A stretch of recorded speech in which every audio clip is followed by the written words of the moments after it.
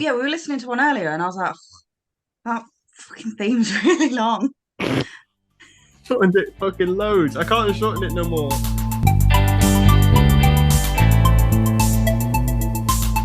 Welcome to the Biscuits and Blurays podcast, where we watch Blu-rays and take the biscuit. I'm your host, James, and this week I'm joined by Jack and Jamie. Jamie and Jack. Hi, guys. Hey. You are two ex-co-workers of mine. Yes. But we go back a long way. Yeah. Yeah. 6 years, me and you, I think. Yeah, God. Yeah. And here we are. Here we are. This is what we're doing now. This is where we've ended up. Mm-hmm. When we worked at the pub that will remain unnamed, we spent most shifts together. We were the dream team. We were the absolute dream team. Right? Yeah. We were the Ron, Harry, and Hermione of the pub. 100%. But I love Star Wars. Yeah. fucking annoyed me already. But we spent most shifts talking about movies, right? Not because because we love them, but because we killed time that way. Yes. Yeah. Do you still play the game that we played? No, Jamie fucking hates it. I don't know anyone or anything. The game that we played was to choose two actors, and then it's the 6 degrees of separation. Yeah, and me and Jack, we'd be pretty good at that, right? Yeah, we did it like every single day. Every single shift we were on together. Yeah. For about 4 hours at a time. Yeah. And you could never join in, and you'd get bored. Yeah, you'd ask me to name an actor or an actress, and it would be Christopher Biggins, and that's all I know. So you got Rocky Horror, and that's it. That's a good way in, though. There you go. Yeah, okay. But I remember talking to you to get you onto this podcast very differently, apparently, because when we suggested to do films together, I thought it was you who chose this one. No, No. it was you, and we were shocked. It's because, okay, Jack, this is your childhood film, right? Yeah, I've probably seen this film over 100 times in my life. It'd be on no less than 2 times a day as a child. And I think it definitely shows in reflection. When I watched it, I was like, yeah, this is exactly why Jack turned out the way he did. Yeah. 100%. I guarantee that is what the inside of Jack's brain looks like at all times. Yeah. Just fucking noisy, right? Yes. Just so loud. But Jamie, had you seen this film before you started dating Jack? Yes, quite a lot again. Yeah. At so... least, not maybe as many times as him, but at least 20 times before. Okay. Yeah, I loved it as a kid too. I think this reflects badly on me because this is the first time I've watched this today. Straight up. What? No, I've never. No way. So whenever you were slagging it off, you'd never seen it. No. James. What? We're talking about the Cat in the Hat, right? Fair enough. Okay. Fair enough. So yeah, the way you guys went on about it, I was like, it can't possibly be that good. Because you guys genuinely like this, right? Yeah. I don't know if it's a genuine like or nostalgia taking over, but there's a lot of love for it. I feel like that. And I feel like it's a very biased opinion. Okay. I love it. I wouldn't say it's a cinematic masterpiece. I would. I just think it's a good time. Because of the way I watch films, and you guys will be like, oh, and then the scepter and all. I don't know what any of that means. I'm just like, is it a good time? Did I have a giggle? And I think it's a good time, and I had a giggle. Okay. So I like it. All right. Okay. Cool. I didn't, but I've got an admiration for it. Okay. I get it. Like there were some points where it genuinely made me laugh. I think that's because you guys rubbed off on me so much when we worked together. I was like, oh, okay, cool. 100%. Yeah. But they've edited stuff out because it's on like Channel 4 OD or whatever. They've edited certain things out. So, for instance, the Dirty Ho line. Yeah. That wasn't there. Oh. And I was waiting for the Dirty Ho, and I didn't get the Dirty Ho. You didn't get the Dirty Ho. Ugh. Story of your life. I know. Anyway, Cat in the Hat, Mike Myers. Are you a fan, guys, of Mike Myers? I know him from Cat in the Hat and Shrek, so yeah. Okay. Jack? I grew up watching a lot of Wayne's World. Right. So that's sort of my wheelhouse of humour. Mm-hmm. Anything slapstick and ridiculous. Austin Powers was never really my bag, but Maybe. Right. but no, love-hate relationship with Mike Myers. Sure. I was very Austin Powers. So we've got the three parties here. Yeah, One of us isn't a fan, or like the Love Shrek. Guru for sure. Oh, have you seen The Love Guru? Do you want me to send you a copy of The Love Guru? If you have one, then I'm gonna be seriously questioning our friendship, mate. Well, let the record show that I don't have one, but I know exactly how to get one. So we've got three parties here. One of us not a fan, one of us a Wayne World fan, and then like Austin Powers. We've covered all bases for Mike Myers. Yeah, he's a bit shit, isn't he? Like, Sure. is he? I remember him being a lot funnier back in the 90s or maybe like late 80s, like Wayne's World. But this is what, 2003? Were you guys born then? I was. just You were a few months old. Okay. I was 5. Okay. I think we were still reeling from 9/11 and this happened. 100%. Mhm. Yeah. So I didn't see this at cinema. Obviously, I'd just seen it tonight. This was tough. Okay. I'd seen The Grinch. Okay, The Grinch is all-time classic. We like The Grinch, right? yeah, I don't. I do. I grew up in just a not very Grinch household. Like Christmas time, we'd watch like Elf and different things. I never really watched The Grinch until I was an adult, and then I was just like, But you love Christmas, and it's a. I know, make it make sense. I can't make it. There Make. you go. But The Grinch, it set the template for this one because you've got a comedian who is popular from like SNL or sketch shows and stuff, who's in heavy makeup and he's dotting about for a bit, right? Yeah. And it works because you've got a talented comedian, Jim Carrey, thank you, who really sells it. Like he's really putting in the performance of his lifetime despite being caked in makeup. Mike Myers can't do that shit. Okay. Right? Mike Myers is not it doesn't even hold a candle to Jim Carrey at all, right? Yeah, I think that is fair to say. Yeah, I think that Mike Myers sort of shot himself in the foot because he was basically lead script writer for his part. And this, And yeah, no shit, really. yeah, apparently he did like 14 script drafts. Oh dear. Yeah. Oh, I didn't know this. Could have maybe done with 15. He doesn't have his name in the screenplay thing, but in the trivia bit, in IMDb, it says like he did many takes just to get shit right. Yeah. He was quite hard. Like fought with the director Bo Welch over how good the shot was. Right. So he basically led his own scenes, and apparently he was just a bit of an all-round dick. I've heard this. Yeah. I do want to talk about one thing I really did like about it, and this is going to probably surprise you. It looks very good. Yeah. Right? Yeah. Yeah. We were on about this watching it earlier. The set design is amazing, and that's in terms of like technical quality, that's about as far as it goes.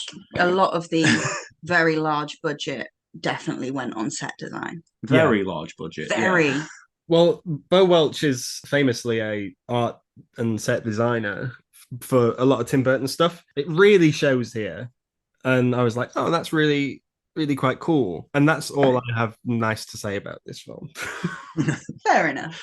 Legit, okay? Okay. I've made notes as we were going on. Also, have you read the book? When I was very little. Years ago, yes. Okay. I imagine most of this is filler, right? No, I think it's word for word. Okay. You think he says dirty hoe in there, does it? 100%, yeah. Okay, cool. The Cat in the Hat, what's it about? Because I've watched it just now and I'm struggling. I don't really know. So there's this cat. Yeah. Oh God, if you go on. And he's wearing a hat. Oh, for fuck's sake! Right, that's it. Wrap it up. It's sort of just a fever dream. Yeah. It's the moral of the story is just sort of have fun, but also listen to your mum. I think no, there is a moral to it, and I had to Google it because fuck knows. Okay. I didn't see one in the film at all. It is to have fun, but be responsible. So if you make a mess, clear up your shit. Get the IRT machine Mm-hmm. with a giant cat on it, and Well, yeah, I mean, you're grasping at it, but that's basically what it is. fair enough. So I just think it's a good time. Yeah. I think if you're looking for some sort of point to the movie, then you're not watching it for the right reasons. I was looking for a point for it. I was like, why is it? I need reason in my life. I'm struggling. You watch this because you had to, Jim. Hey, I'm sorry we put you through this. you guys should be privileged because I don't always watch the films I talk about. So I'm shocked you did watch this one. yeah, well, I had to because I've not seen it before and I don't know what to talk about. But another thing I did, well, two other things I like is the supporting characters. Mostly Sean Hayes, who is good as Humber Floob. Mr. Mr. Humberflube Humber and the Floob, yeah. fish.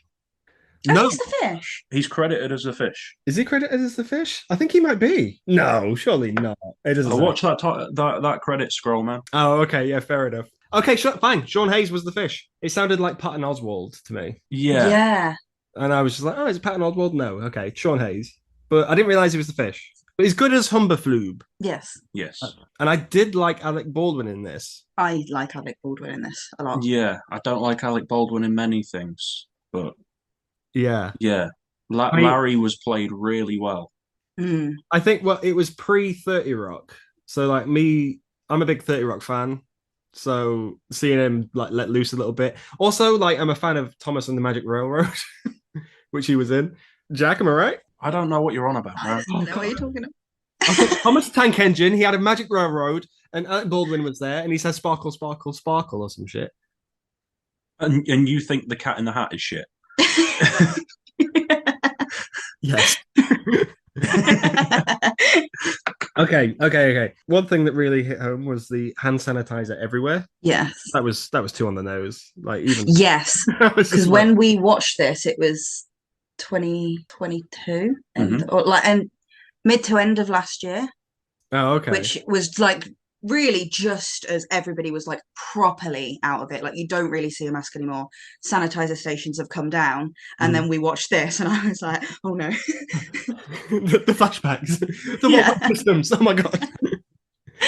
Why does he say fired the way he does? No one says fired that way. For dramatic effect. Dramatic? I don't know. Okay. So basically, the mum's name, I don't know what the family's called. I don't know the characters. The Waldens. The Waldens, thank you. But there's Spencer Breslin Mm-hmm. and Dakota Fanning. Yeah. Yes. Yeah. I had to Google it as well. I had to make sure that this was pre-War of the Worlds, because that's the only film I know Dakota Fanning from. Yeah. And I thought, oh, Spielberg watched this and went, yeah, she's perfect. These kids are quite good, I think. Legit. Yeah. I think the kids were dealt a pretty terrible script, but they actually act it out pretty well. Yeah. One's sort of a control freak. One's a bit a bedwetter. The movie says, I believe. Oh yeah. Well, all the toilet humor fell flat for me in this, and there's quite a bit. There is. But again, we grew up, we were like little watching this. So burp jokes were funny when we were 5. Not necessarily funny now, but it's one of those things that it's like, I loved this as a child. I will not stop loving it. Oh, okay, fair enough. Oh, so your opinion will never change on this? It hasn't thus far. Okay. Obviously, like I say, like the toilet humour doesn't get me like it used to. But as a whole, every time I've seen the film, I've gone, that was a good time. I had fun watching that. Okay, that's fair enough. I didn't. But that's okay. One of my notes, and I'm going to skip ahead, was, is this what ADHD feels like? Yes. It's noisy. Absolutely. 100%. That is kind of what my brain feels like a lot. What's the mess at the end? I can't remember what they call it. The mother of all messes. Mother of all messes. Yeah. That's kind of up here a lot of the time. Okay. Yeah. This is getting deep for a Cat in the Hat podcast, I think. Oh, not like it. Yeah, no, it's just everything's very loud. Often. Yeah, and it was fucking noisy. This I had to turn it right fucking down. Yes. Right? And I had it on like multiples of 5, of course, but like I had to find them. Oh, it's fucking noise. That's not entertaining. I don't think. I like noise. Yeah, I really don't mind it. But like I said, it's nostalgia for me. So I'll blast that shit at 100 and Quote every single quote word. every single word. Is it because you've watched it so much that you just picked up every word, or have you gone, I need to learn every word? I haven't sat there with a script and like memorized it, but Okay, yeah. Well, yeah, I've done that to films. Not this, but I've done that to films. Is that weird? we didn't know this about you, I didn't Jim. know that about you, Jim. Oh, okay. Well, fine. So Alec Baldwin is the neighbor of again, I've just forgot the fact. The Waltons? Walden's. Waldens, sorry. The mother works for Humber Flube. Fuck me, the names in this. Jesus. So, and it's her turn to host the big company dinner at their house. Yes. Mm-hmm. But she has two kids. She's a single parent, which we love to see. She's got two kids who are naughty children, keep the house clean, don't misbehave, right? One kid who is yeah. naughty, one who tries to keep the other in line but Yeah. can't, is very much a control freak. But yeah, tried to keep the house clean. It's a very Bart and Lisa Simpson they've got going on. Yeah, big time. Yeah. The whole point of the film is that so Alec Baldwin is the bad guy, air quotes. Yeah. That's how he's portrayed to be Yeah. to children, I suppose. Yeah. As you grow up, you do sort of agree with him. I was completely on his side. Yeah. Like, I have found myself, the more I watch it, the more I'm like, actually, you know what? Larry's not that bad. yeah. Send the kids all to military school. I don't care. Yeah, honestly. Discipline and rules. I've gone very trunchbull since turning 30. Oh, yeah. Yeah, but Alec Baldwin wants to send Spencer Breslin, forget his name, Conrad to military school. By the way, this is what's going to happen. I'm going to forget a name, and you guys are going to pick it up, okay? That's fine. Okay, cool. So Dakota Fanning, who is Sally. is very she has a little portfolio thing where she's got like to-do lists, and she's like a neat freak, right? Yes. Yeah. It's cute, I guess. Sure. I think they had to use very, like, him flying down the stairs with popcorn strapped to him and her sitting making a to-do list. Hello? I have a question. Why do you put bread down your trousers and then eat from the bread? I have nothing. Okay, Jack, please help. I mean, how else would you make it the third most spectacular thing to happen under that roof? Wait, what were the other two? I don't think you want to know.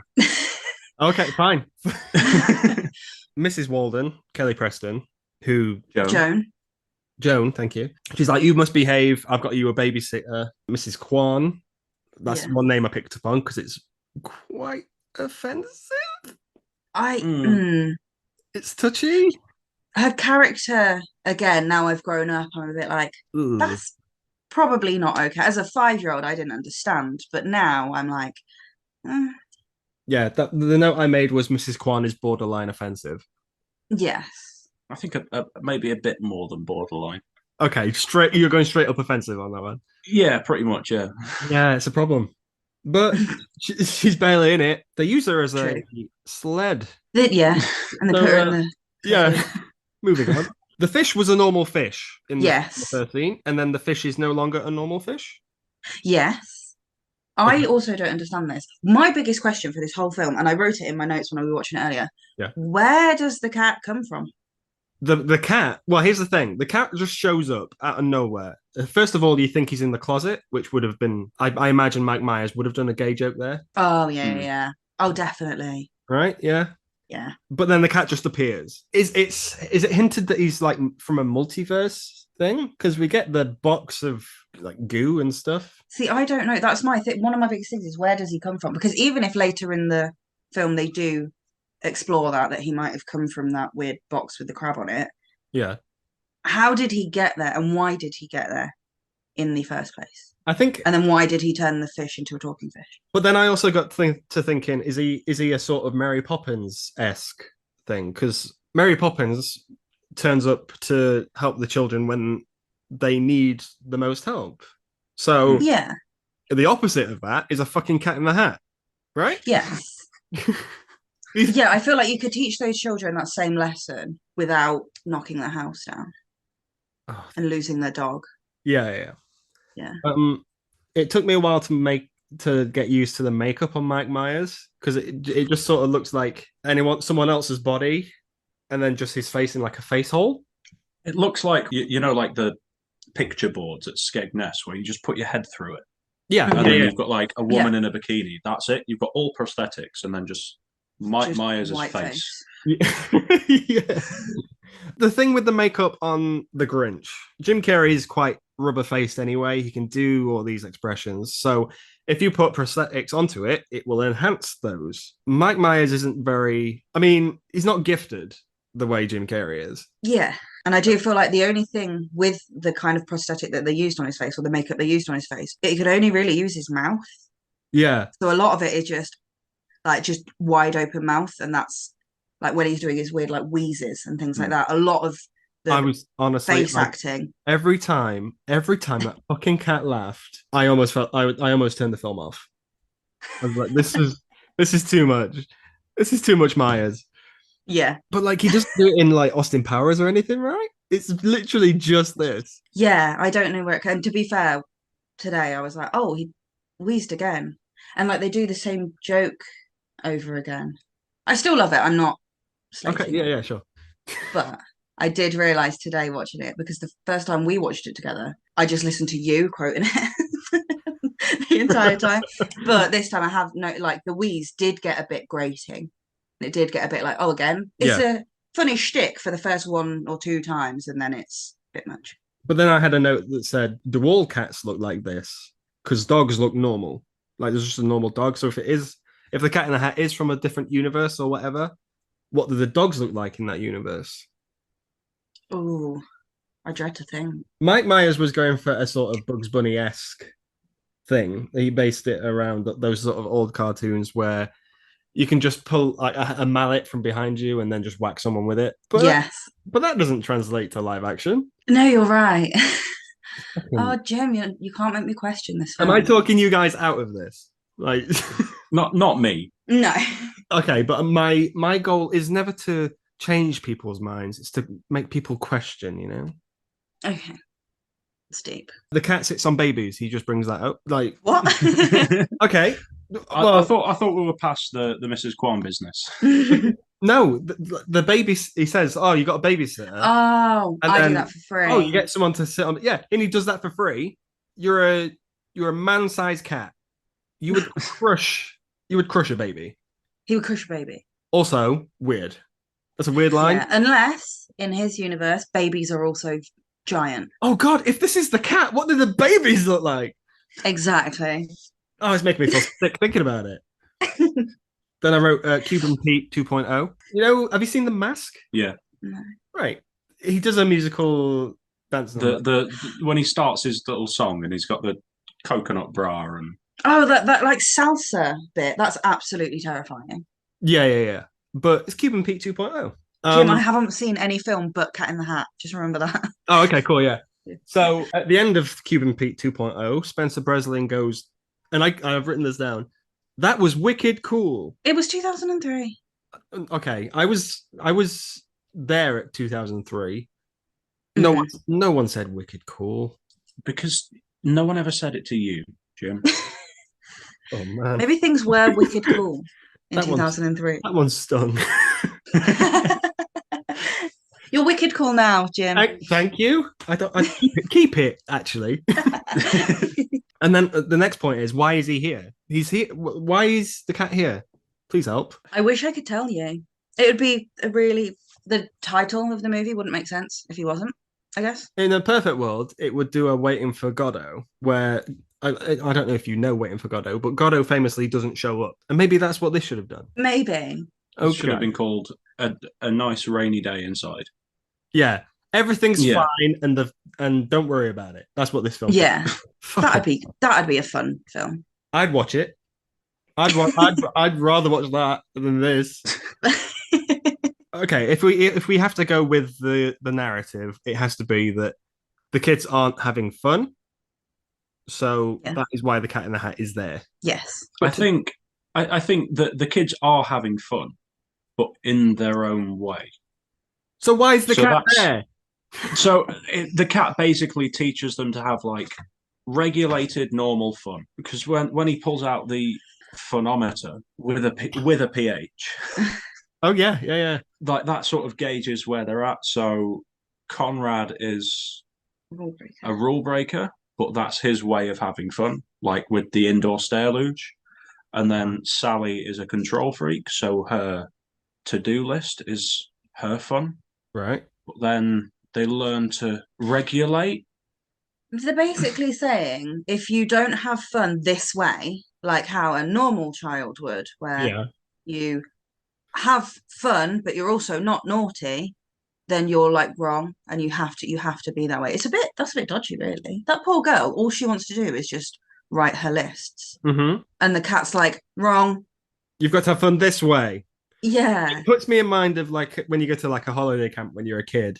And it's like, come on, we have to do all drawings and stuff. And it's like, but I don't want to do drawings. It's like, no, we have to do drawings because that's what I've planned to do. Yes. Now That is what it feels like, yeah. Now shut up and take your crayons. You know? Also, the fact that it's on the funometer with a pH, it says bedwetter, which implies that is what he does for fun. To be fair, I mean, I've never known that to be anybody's pastime or hobby, but you do you. I'm not here to. As long as you're having have fun in your own way and it's responsible, that's fine. God, this film's shit. Oh, yeah. By the way, there's a fuck ton of wire work. You know when like people are just bouncing aimlessly. Oh, on the sofas. Yeah. Yes. Yeah. Oh, it got boring quickly. Yes. You're right. It looked like a shit stage play of Wicked or something. I remember being so confused when I was a child as to how they were bouncing like that, as if the rest of the film wouldn't confuse me. But that the way they were bouncing on the sofas and they weren't going fast enough, but they were going too high. And not bending their knees at all, clearly in a heart. Yeah. Just Just up and down, like a fever dream on a pogo stick, you know? But they're all smiling. That is band name called it. You can have it, man. Cheers, mate. Do kids know what hepatitis is? Because that's a line in the film. Is it? Is this a joke about hepatitis? Jack, back me up. Mm-hmm. What? When? When they're bouncing on the sofa, there is a line about alcoholic clowns with hepatitis. Yeah, there is. He wants to be like he wanted to work for a circus, and then he's like, "Oh, but everyone's got hepatitis." And then right.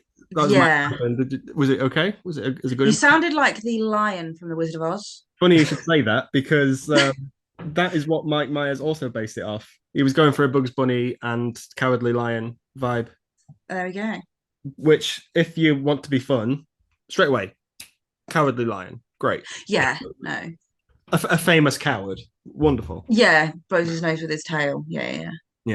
Cupcakes, oh yeah. Oh yeah. Is oh yeah a catchphrase for him? A cat phrase? Beautiful. Thank you. I think they tried for it to be. Because I mean, it definitely caught on with me. Oh yeah. Oh yeah. It's a bit Kool-Aid, man. Yeah. It is. Yeah. Oh yeah. Oh yeah. He says it a lot. Like if you had to turn this into a drinking game, you'd do a shot every time he says oh yeah. Hospital. Under the table within 5 minutes. Mm-hmm. Yeah, straight up. But that's what he'd want. As long as you're having fun in your own way. But it has to be the way he wants you to. Yeah. You've got to drink all these. Having fun my way. Oh. This film gives me a headache. He makes them sign a contract, which, if you're having fun, it's always a good thing, right? Yeah.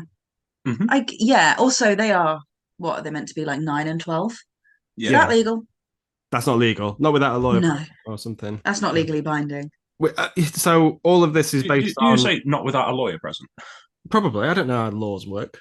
What about the magical time-traveling elves? Oh, yeah. I mean, well, that just shows which one of us three has watched that film the most. That's true. And to be fair, that was a good joke. So Alec Baldwin, he comes in to see if everything's okay, or because he's just being nosy and he wants Spencer Breslin, Conrad, Concrete to go to Klondike, to go to military school. He's allergic to cats, so a lot of sneezing happens. That's good. Yeah. It's nice when villains have a thing, isn't it? Yeah. Also, like he's seen as like good and proper, and he wears a suit, and he's got like slick hair and stuff, and like a proper like nice smile and things. But when he's home alone, slob, absolute. Yes. I think he probably wants to marry Joan, get rid of the kid that Yeah. makes the mess because he wants the like big, nice, clean house. Yeah. He doesn't want to live in his little shithole. Yeah. I mean, I get it. I just think it's a bit, and it's weird seeing Alec Baldwin do that sort of shit. The Cupcakeinator, that's fun. Cupcake is spelled like bukkake, and that upset me. Yes. Anything to add? I've only just thought of that. Oh, I think you might be ruining this film for me, Jim. Just, but he presents this Cupcakeinator in the same way like an American food TV show host would do. Yes. So he sort of like QVC hosts... style. Yeah. Yeah. And that I thought was okay. All that. It upset me a bit that there was now two of them, and he can just multiply like three, in fact. Three of them. He was sat watching, and he was the guy in the wig, and then he was also the guy from Cheshire. Oh, this is deeply upsetting. Okay. Yeah, I'm sorry. Well, I wrote a note that says "keep your hands still." Mike Myers cannot keep his hands still, but like always in frame. So like, I know people listening to this won't be able to see, but he's sort of like doing a grand gesture like this, but he's doing it so you can see it like, oh, here you go. Yeah. And that pissed me off. Yeah, I feel because he can't do a lot up here. There's not, like we said about earlier, he's not great with the like face acting. He's not really great at the acting thing. I feel like he compensates. But he's never been very physical anyway. Mike Myers is a very good character actor. So like he'll do character work, which like Austin Powers and things like that, it works for. But here when he's allowed to do it, it's good. It's never there all the time. Yes, I agree. Anyway, there's loads of fun that happens. I haven't made any notes about thing one or thing two, but I feel like we should discuss them, right? They're twins, right? Played by twins. I honestly could not tell you. I believe there's four of them, like two actors per thing. So there's four things, but playing two. I believe. Okay. I believe. So what is the purpose of thing one and thing two? They were just in the book, and I feel like they just couldn't have the Cat in the Hat without them. But their purpose is to do the opposite of what they're told to do. Oh, okay. That doesn't make any sense though, because if you have to have fun my way, like it says in the contract, why do you need these two idiots bouncing all over the walls and causing chaos? Or is it to show Spencer, Conrad, thank you, and Sally, to what they could be like if they were having too much fun, like causing so much? I think that the things are sort of a reflection of Conrad. Okay. Because he never listens to his mom. And then you can see how pissed off Conrad gets when they don't listen, when they start ruining the house and, get purple bukkake shit all over the sofa.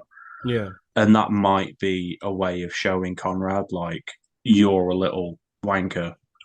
This is what it's like to deal with you. Yeah. Because he gets upset with them, doesn't he, when they're sat down after I think they find out that Cat hasn't got the right hat and it's not a magic hat anymore or whatever, and he sits down and he's like, what, this is all my fault, why do I always do the opposite of what I'm meant to do? And then he realizes, oh, that's what the things do. Right. So you could be right. That actually sounds quite good for the film Cat in the Hat. Like that sort of metaphor doesn't belong in this sort of film. It belongs in a Mary Poppins or literally anything else, or Nanny McPhee. One of my notes here is you don't sniff piss. That is in addition to when the dog gets loose or gets lost or whatever, and Alec Baldwin has it in his car. And then the dog pisses on his nachos or something. Tacos. Can't believe you whizzed on my tacos. Yeah, yes. Yeah. And then he goes, "Oh no!" And he's witnessed it. He's seen it for his own eyes. But then he picks up the tacos and he sniffs them more than once. Yeah. So what? You don't sniff piss.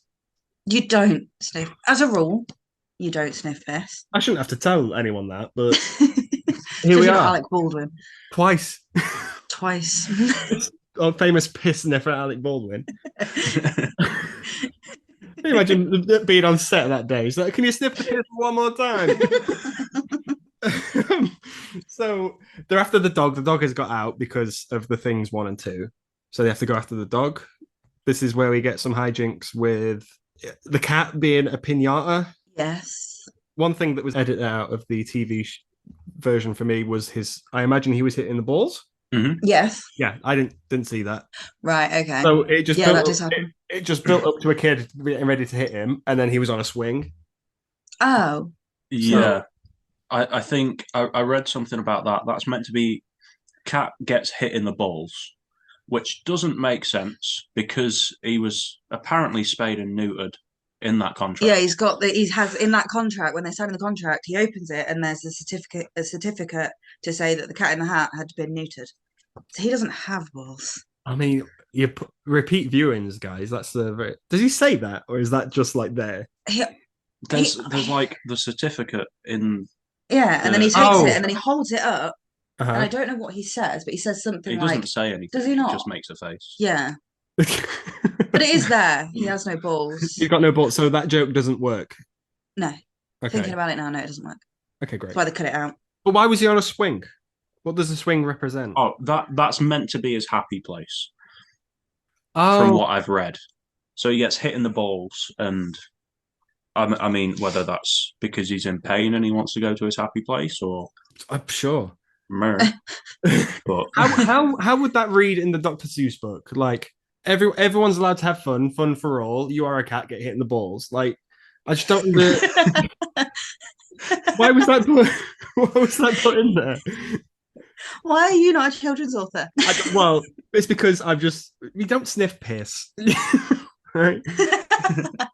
I don't think any of this would translate as a Dr. Seuss book.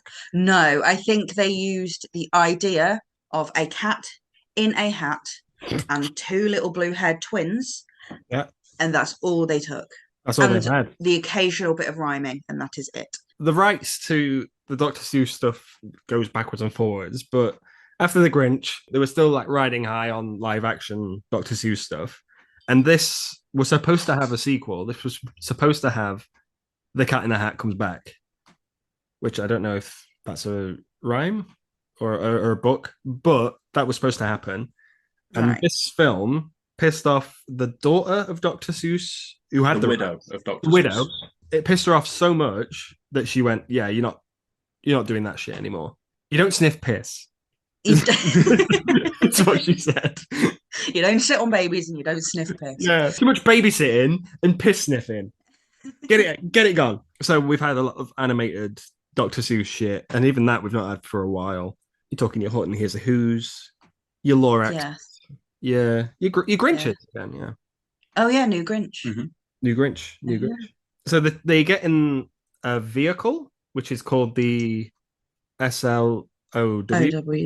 Which, that spells slow. That's fun, isn't it? Oh. But I know there's a joke cut out of it called the SHIT. Mm-hmm. Again, I didn't have the beauty of this, so maybe I didn't have the full experience of The Cat in the Hat because it's not that much better. Yeah, there's not that much more. It is basically like, you know how in a lot of children's films or TV shows, there will be those slightly more adult jokes. So the parents that are watching it with their children aren't just like, this is mind-numbing. Occasionally they can be like, oh, I get that. They don't. Yeah. I think the one you watched will literally just be, this is what the kids watch when the parents aren't around. Okay. I don't think it would have taken all that much out of the story if I'm... Okay, good. So what you're saying is I don't need to watch it again? I wouldn't put you through that now. Great. Okay. So they go chasing after the dog. They go into a nightclub, which is in a phone booth, I guess. Mm-hmm. Down a fireman's pole. And everyone's got the same hat. Yep. And I just made a note saying, is this a popular hat? Because everyone's got one. I don't know if there's something to do with, how he's meant to, that could be the whole different dimension, different universe he's from is underground where he's from. And that's why he's like, I know the place to go down here. They've all got my hat on. Or is it just a way of them going, shit, we need him to swap his hat out so it's not magic anymore? There we go. That's where Paris Hilton lives. That's where Paris Hilton is. That's where 100 million of their 109 million budget went. To get Paris Hilton, yeah, sure. Yeah. I made a note saying there's a box with the multiverse in it. So if this box, which is supposed to have a lock on, like opens, it's going to cause chaos in the house, maybe even the multiverse. And I'm sick of multiverse movies, so this is not what I needed today. Fair assumption? Just to clear anything up, the cat is from that box. It's a cat box. It's a cat box. Sure. I don't quite understand it because the cat carries his own dimension in his hat. And it was locked from the outside, but he got out from in it to go and terrorize these children. But yeah, he always calls it my world. So the cat is from the box, but the cat couldn't get out of the box. This is why you don't need to think about it. You just watch for some colours. Fine. Just noise. You don't sniff piss. Thing 1 and thing 2 do the opposite of what they're told. That is when I got the point of them. This is in the Paris Hilton bit. It finally clicked because I finally woke up, I think. To this whole film, it's so bonkers. Yeah, but it is for children. It's for kids, yeah. Fair enough. But they're after the lock for the box, which is attached to the dog, which is why they're after the dog. Not to get the dog back, but just to stop the multiverse from imploding. No, Cat wants to kill the dog. Okay. Makes multiple references to killing Nevins. Oh, sorry, what's the dog's name? Nevins. Okay, cool. Thank you. I made no note of that. Yeah, okay, fair enough. But there's a really funny line where, I know how to get the dog back because Alec Baldwin's carrying him. So the Cat in the Hat dresses up like a hippie and he's like, hey, man, give me the dog back, man. And then my favorite line in this whole thing was, get out of my way, you hippie freak. That made me genuinely laugh. That Alec Baldwin says. I think that was just from that whole exchange you took. From the whole movie, mate. From the whole hour and a half. The one line that's almost saved it was that, and that's not even Mike Myers is doing. They distract him and get the dog back, and from there they go back to the house to try and put the lock on this cat box, right? And then, like, Alec Baldwin follows them back, and then there's sort of like this big cliff. It's his world. It's the cat's world, and Alec Baldwin falls down a cliff through a paper facade wall. Yeah, so it looks like everything's okay, but actually it's all yeah. I thought they had killed him. It never occurred to me that Alec Baldwin might come back. I just thought, there he is, dead. And then I said, like, it looks like a Universal Studios ride. All this stuff. Yes. And I think maybe that was the point. Yeah, I think so, because they plug it and everything, don't they? But is that a plug, as in, like, is that a joke, like a fourth wall break, or is that genuinely like, we have built an attraction for this shit? I think it's probably a fourth wall break, to be honest. But like, remember in the Scooby-Doo movie where there was a Game Boy Advance code at the end of the credits, similar to Jamie. There was at the end of the Scooby-Doo 2 movie. Yeah, Scooby-Doo would go, "Oh, you get like a password for the game." Oh wow, cool, good for him. Jack, a Game Boy Advance was a console we had in the late 2000s. Okay. Cheers, mate. Yeah. And then I said it's all filler. None of this is important, but it's for kids, isn't it? So, like, I can't really be that mad. Yeah. I think you watching it in your 50s, like. Thank you. Yeah. Yep. I don't think that the film is really gonna have much effect on you, and you know it didn't. But yeah. But then when I started watching this when I was like 2 or 3 years old, I was just like, there's a big 6-foot cat and everything's green and purple. What the fuck? And that's just sort of that. if I were to have never watched this movie and watched it for the first time today, Mhm. I'd break the fucking DVD probably. Yeah. Cats in my day didn't wear hats. They kept themselves to themselves. And then and then they made a joke which is quite trendy, and I think you both are gonna like this. Alec Baldwin drank the Grimace milkshake. Old man's learned how to use TikTok. Grimace Jack is a character we had for McDonald's back in the 50s. And it's recently been his birthday. I don't like it. That was a funny gag by me. I made that joke myself. Good for you. But all the jokes in this go on for a little bit too long. And then they have an awkward silence after them. So like Mike Myers, he'll say a joke and then he'll pause and do a funny face like, you're supposed to be laughing now. Yeah. Or he'll do the wheeze. Yeah. Because you're not laughing. So he'll do that to make you laugh. And it works every time for me. Every single time. Every single time. I was like, oh, that's good. Yeah. No, it didn't. I didn't like it. I didn't like it. He doesn't like it. I don't like it. Then I made a note of the moral, which is have fun but be responsible. Do you think the moral is clear? No, because if that is like the moral that is aimed to children, that it is a case of like, look, you could have ruined mummy's day, but actually everything was okay because you ended up playing responsibly or whatever. I didn't see that as a kid. I just saw paint splatter everywhere. But I can do that. Don't worry about it. Because in the end, it'll all be all right. Yeah, because the kids don't even clean up any of the messes or anything. Yeah, it is actually just the children make the mess with the cat and the things, but they make the mess. They go, oh shit, we've made a mess. Other people clean up around them, and then they're praised for keeping the house so clean all day. Yeah. And Alec Baldwin is made to look crazy. So Larry Quinn is made to look mental because he is covered in the purple goop. But they did do that. Yeah. Okay. I made a note as well that said, "You force these kids to grow up, you lunatic." Like I'm aiming that at the cat. Not yes. They grow. I don't think anything was ever in danger if these kids had been left alone. Like Spencer, like Spencer did the whole thing with the sled at the start of the film, but no damage was done. Yeah. So why they needed the cat to be like, oh, you guys are having too much fun and be responsible, and it's okay. He's not taught them a lesson because a lesson didn't need teaching. I sort of think that they were aiming for something with it because it seems like the kids were at opposite ends of the spectrum. So Conrad sort of needed to calm down a bit in his fun having, and then Sally sort of didn't have fun whatsoever. Yeah. And Sally's also a bit of an arsehole because I don't know if you remember the line where it's like, oh, she wanted to be head chef. I'm head chef.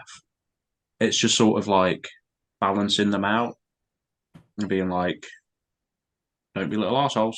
This is how you do it. But that's all the cat needed to do is just rock up, say, don't be pricks, and then back in the box. Very short movie. Better. You can make cupcakes out of anything. No, you can't.